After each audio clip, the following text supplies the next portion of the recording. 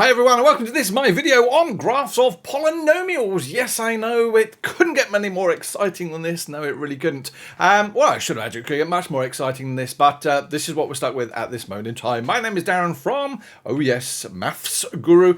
Hilarious in 2013 when I thought it up, but not so funny now when I have to spell it all the time. But it's over there for you. If you are looking for downloadable lesson notes and all rest of the stuff, it is there for you on mathsguru.com. But enough of that rubbish as we go at this moment in time. Learning objectives, they're always behind me if you want to have a look and see what's going on there. But obviously to know the shape of the graphs of basic polynomials, y equals x3, fairly sure that should be x cubed, and y to the power 4. So a cubic and a quartic. But I'm going to recap the learning objectives at the end because I think it's important to make sure we know what I have covered. Now, what are we going to do?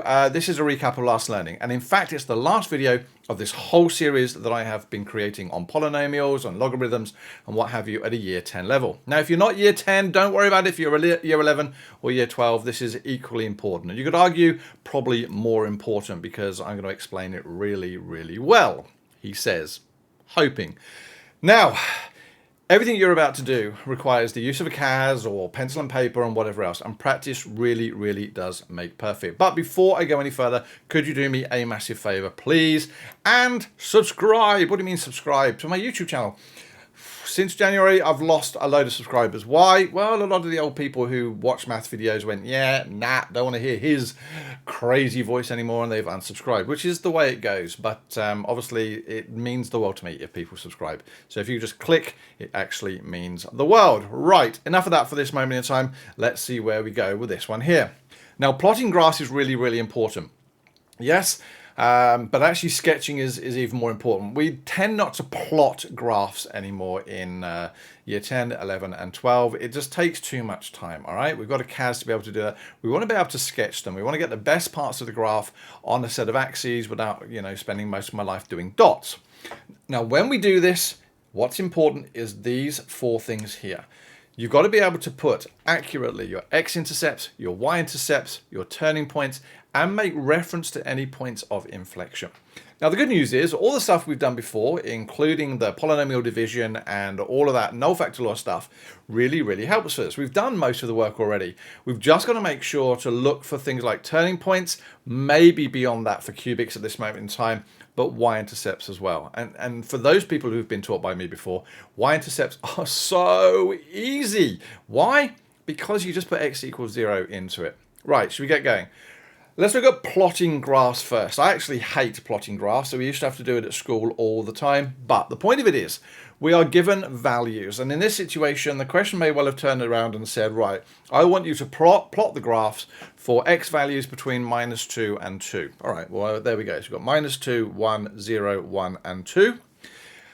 And then it wants it done for two different graphs. We want a graph of y equals x cubed and a graph of y equals x to the power of 4. Well, that's okay. This here is a formula. It tells me to get a y value, take the x value and cube it. Well, there we go. So -2 cubed is -2 times -2 times -2, which is -8. So first thing I'm going to put there is -8, and I'm going to move on. Right, what am I going to do now? Well, -1, and I'm going to cube it. So -1 times -1 times -1 is -1.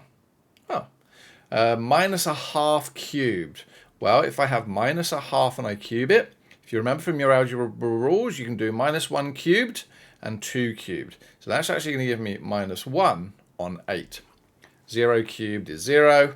And then a half is going to give me 1/8, because a half times a half times a half is an eighth. 1 times 1 times 1 is 1.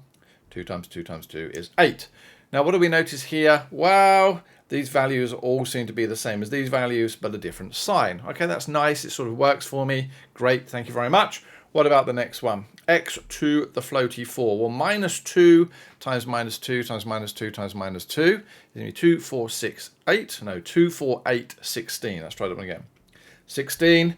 -1 to the power of 4, -1 times -1 times -1 times -1 is 1. And actually what we do is we go through it. And here's one I have pre-filled earlier so that you didn't see me finish off the rest of that table. And there are all of the points that I am now going to plot. And if it's a plot, I've got to show evidence that it's actually done. So when my x value is -2, I want an x cubed of -8. So let's do that now. So -2 minus 8. I'm going to put a little kiss there so that my examiner knows that I've actually got it. Happy with that? Okay. Right, what am I going to do now? I've got minus 1, minus 1. And we need to be very careful with the scale here on my graph. Why? Because we're going up in twos. So I want minus 1 is going to be there. Now, obviously, I've taken this from the Cambridge Essentials textbook, and thank you, Cambridge, for letting me use your examples. Really, really stoked. But I've taken it there so that I can sort of fit it on there.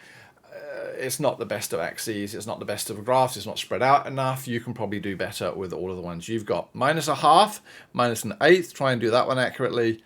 0, 0. Then 1, 1/8. It's really small. 1, 1. Which is going to be here. No, try that one again. What did I do? A half and an eighth. 1, 1. And then 2 and 8. So there we go. Those are the points for that. If I was to try and sketch those even vaguely accurately, and you guys are going to be able to do this much, much better. There we go. That's the graph of my cubic. And knowing how a cubic looks is really, really useful. What about the quartic? That's the extra floaty 4. Let's do it in a different color. Let's do red. So what have we got here? So we've got minus 2 and 16. So minus 2 and 16 is all the way up here. Minus 1 and 1 is there. Minus a half and 1/16 is really close. 0, 0. 1/16 is even lower. 1, 1. And 2 and, what did I get? 16. Now what you notice here is that it's actually a U shape. Oh, pretty. And again, if I was going to try and draw this even vaguely accurately, it's going to look like that. I'm going to put some arrows on the end there to say to infinity and beyond. Now, that is a horrible graph. But again, that's probably because my axes are so small. That's okay. Not a problem. Gives me the general idea. Because I can use Desmos or my CAS calculator to come up with a lot better. Here we go. That is a cubic. Now, this is a more common polynomial. All right. So the cubic basically here does this. It's very pretty. Now that is just the graph of y equals x cubed. If you've watched my previous videos and looked for anything that has an x squared, an x, and a number term, they'll probably look more like this. All right, but we're going to come back to that in just a moment. But the standard graph of y equals x cubed looks like this. Now at this point here, it crosses through 0, 0. It may look like it's touching the line here, but it really isn't. It only crosses in one place on both the x-axis and the y-axis, and that's this point here, 0, 0. What's really important for later on in the course and in year 11 and 12 is that when it goes through the point 0, 0, the gradient at that one point is 0. Now you're going to say, what on earth do you mean gradient is 0? Horizontal, right? Now if you think about gradient as a measure of slope, it is horizontal at that one point and one point only. If I was to draw a tangent to that point there, I'd end up with a perfectly straight line or a horizontal line. These type of things become really, really important. This here is a more common polynomial, otherwise known as a quartic. A quartic, I hear you say, yes. Why? Well, basically it comes all the way down. It seems to flat line across here. And again, it only touches in that one point, and then it comes back up again. Now, I've said it looks like a quadratic here. Does it? Well, sort of, but is it wider or narrower than a standard quadratic? Well, how would you tell? Well, again, we could sort of sketch on the graph. So if I was going to go to minus 1, 1, that's that point there.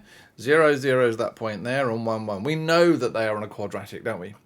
So if I've got minus 2 squared, it's going to give me 4. It's going to be there. 2 squared is going to be 4 there. So what do I notice? If I was to join those points together, we found the graph of the quartic seems to be squished in. It seems to be sucked in. Yeah? And that's simply because these points have just been made much higher. They're dragged higher because my y values are the x values to the power of 4, not squared. All of these things become really important for you to start visualizing as we go through the course. Now, here we go. Here is a more common polynomial. This is a positive cubic.